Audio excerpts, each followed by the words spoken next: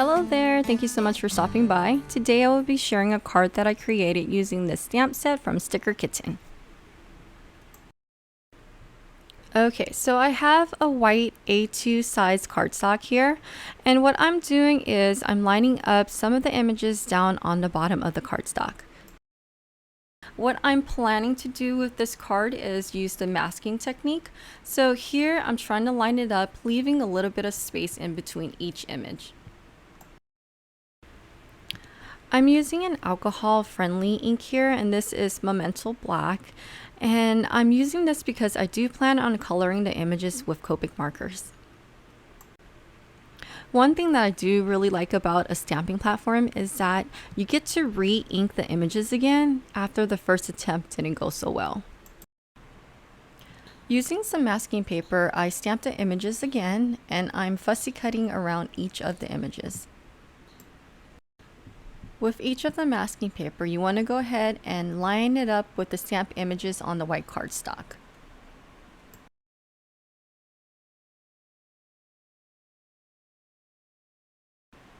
Okay, so now that we masked the first layer, we want to go ahead and repeat the process for the second layer. As you can see here, I'm placing some more stamp images on top of the mask images on the cardstock.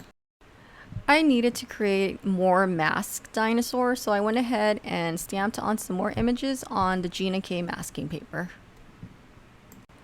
With each layer of the masking process, you want to go ahead and remove the areas that you know for sure that you're not going to stamp over. And you want to make sure that you cover the areas that you know you're going to stamp on top of. And then you're just going to repeat the process until you're happy with the full background.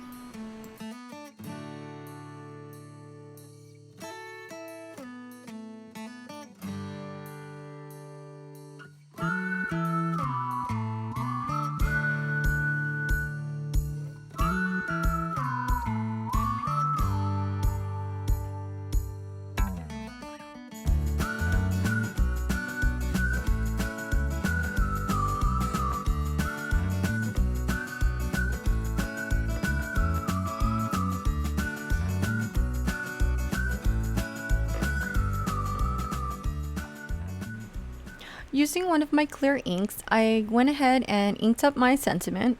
I did it twice just to make sure that I had enough ink on the cardstock before I applied the embossing powder on it.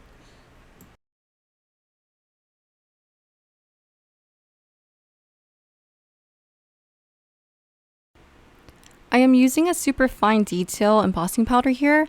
This is by Ranger and it's in the color gold. Using my heat gun, I like to start from the back and then move it on to the front just to prevent any warping on my cardstock.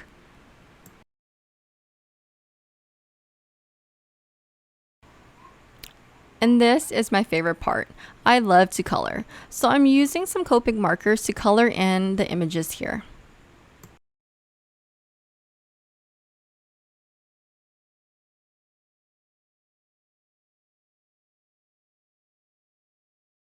Using a black archival ink pen, I went ahead and went around the areas that I kind of missed during the whole masking process. I was tempted to leave the card as is, but I thought that the white dinosaurs in the background were a little too harsh, so I decided to go in with my gray Copic markers just to soften it up a bit. And of course, you can't have an image without adding little soft cheeks to them. And if you follow me on Instagram, you kind of know that I have to add on white highlights on all of my colored images. There's just something about it. It just makes the images pop.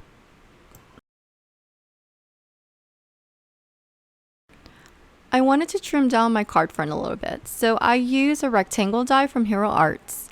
I then went ahead and applied foam tape on the back. This is the Jumbo Big Mama foam tape from scrapbook.com, and I love this stuff. It's very affordable too.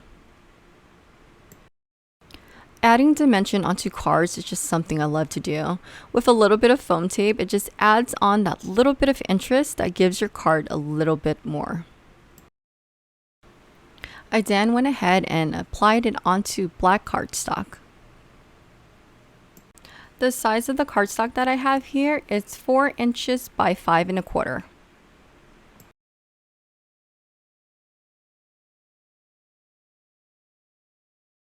Okay, so for my card base, I decided to use black cardstock.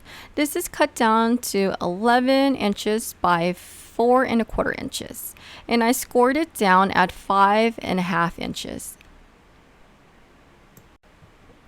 I then went ahead and used liquid adhesive and applied that on the back of the card front and attached it to the card base. Okay, and to jazz up the card a little bit more, I did add glossy accents onto all the cakes and the gray dinosaurs. And that's it. This card is finished. Thank you so much for watching the video, and I hope to see you guys soon. Have a wonderful day. Bye.